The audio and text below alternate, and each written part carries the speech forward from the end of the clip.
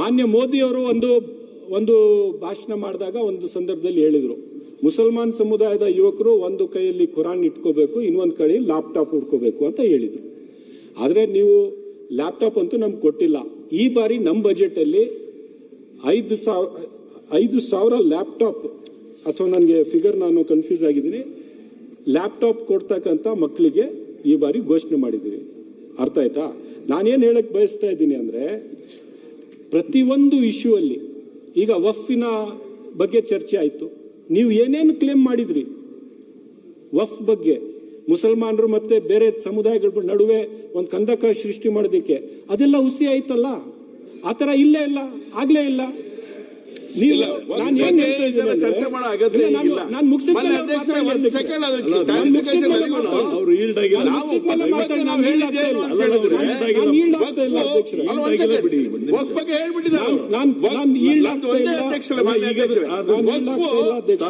ಸರ್ಕಾರದ ಒಂದು ಅವಿಭಾಜ್ಯ ಅಂಗನೋ ಅಲ್ವೋ ಕೇಳಿದ್ವಿ ನಾವು.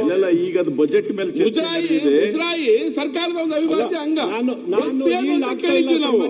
ಇಲ್ಲ, ದಯವಿಟ್ಟು ಅಂದ್ರೆ ಬಜೆಟ್ ಮೇಲೆ ಚರ್ಚೆ ನಡೆದಿದೆ.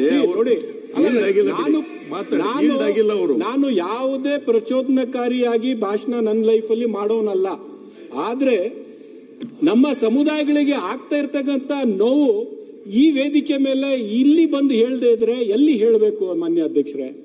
ಸೊ ಇಲ್ಲಿ ಪರಿಸ್ಥಿತಿ ಹೇಗಿದೆ ಅಂದ್ರೆ, ರಾಜ್ಯದ ಬಡ ಮುಸಲ್ಮಾನರಿಗೆ ಬೀದಿಯಲ್ಲಿ ಹೊಡಿತಾ ಇದ್ದಾರೆ. ಆದ್ರೆ ಗಲ್ಫ್ ಕಂಟ್ರೀಸ್ ಇಲ್ಲ, ಬಜೆಟ್ಗೆ ಬರ್ತೀನಿ, ಗಲ್ಫ್ ಕಂಟ್ರೀಸ್ ಅಲ್ಲಿ ಶೇಖ್ಗಳಿಗೆ ಹೋಗಿ ತಬ್ಬಿಕೊಂಡು ಅಲ್ಲಿ ಬಿಸ್ನೆಸ್ ಮಾಡ್ತಾರೆ. ಅಲ್ಲಿ ಯಾವ ಮಟ್ಟಕ್ಕಾಗಿದೆ ಅಂದ್ರೆ ಅಧ್ಯಕ್ಷರೇ, ಇವತ್ತು ಯುದ್ಧದ ಪರಿಸ್ಥಿತಿ ಇದೆ ಅಧ್ಯಕ್ಷರೇ. ಯುದ್ಧದ ಪರಿಸ್ಥಿತಿಯಲ್ಲಿ ಒಂದು ವೇಳೆ ಗಲ್ಫ್ ಕಂಟ್ರೀಸ್ ಅಲ್ಲಿ ಏನಾದ್ರೂ ವಾತಾವರಣ ಕೆಟ್ಟೋದ್ರೆ ಇಡೀ ದೇಶಕ್ಕೆ ಆ ಪರಿಣಾಮ ಆಗುತ್ತೆ ಅಧ್ಯಕ್ಷರೇ. ಯಾಕಂದ್ರೆ 40-45% ಎನರ್ಜಿ, ತೇಲ್ ಆಗ್ಲಿ ಗ್ಯಾಸ್ ಆಗ್ಲಿ ಗಲ್ಫ್ ಕಂಟ್ರೀಸ್ ಇಂದ ನಮ್ಗೆ ಬರುತ್ತೆ. 1 ಕೋಟಿ ಭಾರತೀಯರು ಗಲ್ಫ್ ಕಂಟ್ರೀಸ್ ಅಲ್ಲಿ ಅವರು ಅಲ್ಲಿ ಎಂಪ್ಲಾಯ್ಮೆಂಟ್ ಅಲ್ಲಿ ಇದ್ದಾರೆ. ನಮ್ಗೆ ನಮ್ಮ ದೇಶದ 40% ಫಾರಿನ್ ಎಕ್ಸ್ಚೇಂಜ್ ಗಲ್ಫ್ ಕಂಟ್ರೀಸ್ ಇಂದ ಬರುತ್ತೆ. ನಾವು ಯಾವ ಮಟ್ಟಕ್ಕೆ ಇಲ್ಲ, ದೇಶ ಆರ್ಥಿಕತೆ ಮೇಲೆ ಪರಿಣಾಮ ಬೀಳುತ್ತೆ. ಅದು ಆರ್ಥಿಕ ನೀವು ಎದುರ್ಕೋಬೇಡಿ, ನಾನು ಅಲ್ಲಿ ಹೋಗೋದಿಲ್ಲ. ನೀವು ಮಾಡಿರೋ ತಪ್ಪಿಂದಾನೇ ಇದಾಗ್ತಾ ಇರೋದು. ನಿಮ್ಮ ಕೇಂದ್ರ ಸರ್ಕಾರ ಏನ್ ಫಾರಿನ್ ಪಾಲಿಸಿಯಲ್ಲಿ ತಪ್ಪು ಮಾಡಿದೆ, ಅದಕ್ಕೇನೆ ಈ ಪರಿಸ್ಥಿತಿಗೆ ಇವತ್ತು ಬಂದಿರತಕ್ಕಂಥದ್ದು. ಕೇಂದ್ರ ಸರ್ಕಾರ ಕೇಂದ್ರ ಸರ್ಕಾರ ನಡೆಸ್ತಾ ಇದ್ದಿರಲ್ಲ, 150 ಕೋಟಿ ಸಾಲ ಮಾಡಿದ್ರಿ. ಮನಮೋಹನ್ ಸಿಂಗ್ ಇದ್ದಾಗ ಪ್ರಪಂಚದಲ್ಲಿ ಎಲ್ಲೆಲ್ಲಿ ಯುದ್ಧ ಆಗಿತ್ತು ಹೇಳಿ. ಯಾವ ಯುದ್ಧದಲ್ಲಿ ನಾವು ಯಾರ ವಿರುದ್ಧ ನಿಂತಿಲ್ಲ. ಮಾತಾಡಬೇಡಿ. ಅದು USSR ಪರನೂ ಇರ್ಲಿಲ್ಲ, ಅದು ದೇಶ ಅಮೆರಿಕ ಪರನೂ ಇರ್ಲಿಲ್ಲ. ಈಗಲೇ ನಾವು ಸೈಟ್ ತಗೊಂಡಿರೋದು. ಪಾಕಿಸ್ತಾನದ ಪರಿಸ್ಥಿತಿ ಏನಿದೆ, ಭಿಕ್ಷೆ ಬೇಡ್ತಾರೆ. ಆದ್ರೆ ಭಾರತದ ಪರಿಸ್ಥಿತಿ ಏನಿದೆ, ನಾವೆಲ್ಲರೂ ಬದುಕ್ತಾ ಇದ್ದೇವೆ. ಇದಕ್ಕೆ ಮೋದಿ ಕಾರಣ. ಪಾಕಿಸ್ತಾನ, ಅಫ್ಘಾನಿಸ್ತಾನ ಏನಾಗ್ತಾ ಇದೆ? This is the first time Narendra Modi ji has taken this country pro-US. We have always been neutral. We have never been with USSR or we have never been with USA. Ours is a morally right country. We never supported any war. Nor we supported any aggression on any other country. We have always been neutral. Iran has also been our old friend.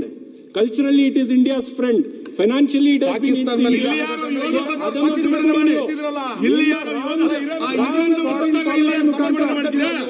ಇರಾನ್ನವನು ಕಣ್ಣೀರ್ ಹಾಕ್ತಿರಲ್ಲ ನೀವು. ಇರಾನ್ನವನು ಸತ್ತಾಗ ಇಲ್ಲಿ ಕಣ್ಣೀರ್ ಹಾಕ್ತೀರಿ. ಇಲ್ಲಿ ಯೋಧ ಯಾರೋ ನಿಮ್ಮನ್ನ ಕಾಯುವ ಯೋಧ ಸತ್ತಾಗ ಕಣ್ಣೀರ್ ಹಾಕ್ತೀರಿ.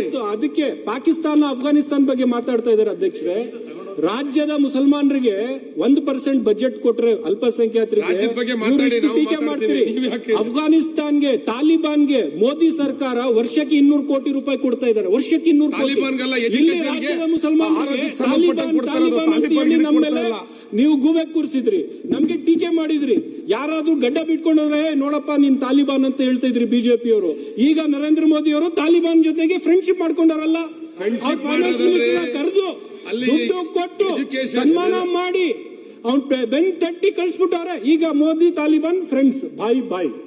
ಇಲ್ಲಿ ನಮ್ಗೆ ಬೀದಿಯಲ್ಲಿ ಯಾರಾದ್ರು ಗಡ್ಡ ಬಿಟ್ರೆ ನೀನ್ ತಾಲಿಬಾನ್ ಅಂತ ನಮ್ಗೆ ಆರೋಗ್ಯಕ್ಕೆ ಸಂಬಂಧಪಟ್ಟಂಗೆ ಎಜುಕೇಶನ್ ಸಂಬಂಧಪಟ್ಟಂಗೆ ಹಣಕಾಸು ನೆರವನ್ನು ಕೊಟ್ಟಿರ್ತಕ್ಕಂಥದ್ದು ಹೇಳ್ತಾರೆ ಸರಿ ಇದೆ. ನಾನು ಹೇಳಿದ್ರೆ ಇಷ್ಟೇ, ನೀವು ಹೇಳ್ತಿರೋದ್ರ ಬಗ್ಗೆ ನಾನು ಬೇರೆ ಡಿಸ್ಪ್ಯೂಟ್. ಒಂದ್ ಸೆಕೆಂಡ್ ಪ್ಲೀಸ್, ಒಂದ್ ಸೆಕೆಂಡ್ ಹೇಳಿ. ನೀವು ಹೇಳಿದ್ರಿ, ನೀವು ಹೇಳ್ತಾ ಇರೋದೇನು, ನಾವ್ ಹೇಳ್ತಿರೋದೇನು ಅಂದ್ರೆ ಈ ದೇಶದಲ್ಲಿ ನೀರು ಕುಡಿದು, ಈ ದೇಶದಲ್ಲಿ ಉಪ್ಪು ತಿಂದು, ಈ ದೇಶದಲ್ಲಿ ಅನ್ನ ಊಟ ಮಾಡಿ ಪಾಕಿಸ್ತಾನ ಜಿಂದಾಬಾದ್ ಹೇಳೋರನ್ನು ಒಪ್ಕೊಳ್ತೀರಲ್ಲ ಅಂತ ಹೇಳಿದ್ದು ನಾವು.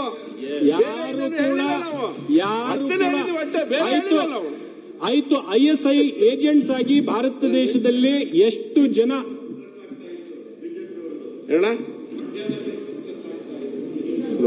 ಆ ಪ್ರೊಟೆಸ್ಟ್ ಅಲ್ಲಿ ಇದ್ದವರು ಪಾಕಿಸ್ತಾನ ಜಿಂದಾಬಾದ್ ಅಂತ ಸಾರಿ ಯಾರು ಪಾಕಿಸ್ತಾನ ಜಿಂದಾಬಾದ್ ಪಾಕಿಸ್ತಾನ ಜಿಂದಾಬಾದ್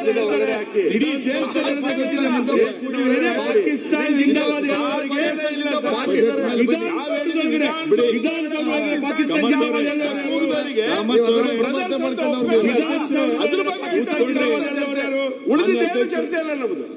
ಮಾನ್ಯ ಅಧ್ಯಕ್ಷರೇ, ಇಲ್ಲಿ ರಿಜ್ವಾನ್ ಅವರೇ 2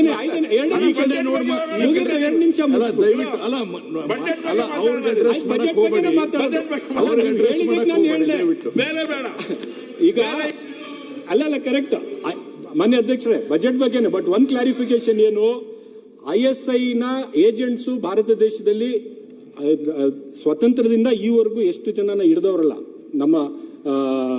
ನಮ್ಮ ಪೊಲೀಸ್ ಆಗ್ಲಿ, ಇಂಟೆಲಿಜೆನ್ಸ್ ಸರ್ವಿಸಸ್, ಅಲ್ಲಿ ಜಾತಿ ಧರ್ಮ ನೋಡಿ. ಅಜಿತ್ ದಾವಲ್ ಪ್ರೈಮ್ ಮಿನಿಸ್ಟರ್ನ ಸೆಕ್ಯೂರಿಟಿ, ನ್ಯಾಷನಲ್ ಸೆಕ್ಯೂರಿಟಿ ಅಡ್ವೈಸರ್, ಅವ್ರು ಏನ್ ಹೇಳಿದ್ರು, ಮುಸಲ್ಮಾನರಿಗಿಂತ ಬೇರೆ ಬೇರೆ ಜಾತಿಯವರೇ ISI ಏಜೆಂಟ್ ಜಾಸ್ತಿ ಇದ್ದಾರೆ ಅಂತ ಆನ್ ರೆಕಾರ್ಡ್ ಹೇಳ್ತಾರೆ ಅಜಿತ್ ದೋವಲ್ ಅವರು.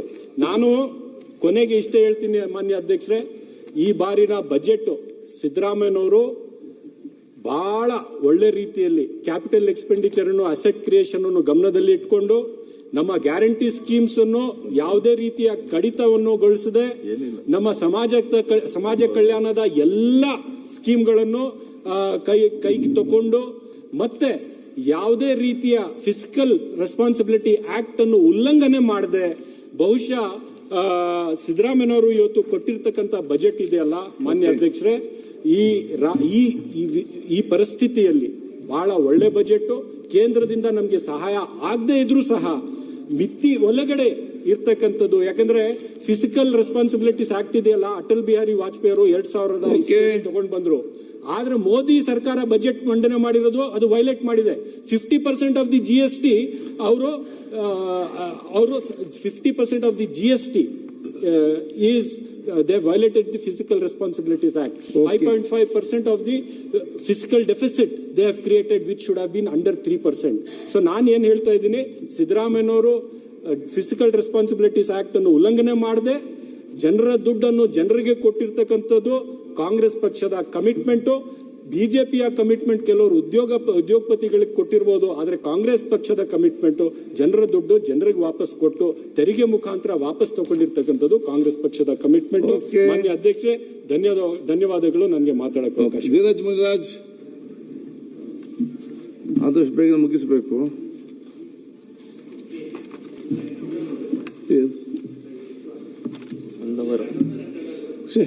ಮಾನ್ಯ ಒಂದವರು ಬೇಗ ವಿದಿನ್ 20 minutes ಅಲ್ಲಿ ಫಿನಿಶ್. ಒಂದವರು ಮಾತಾಡ್ತಾರೆ ಅಷ್ಟೇ.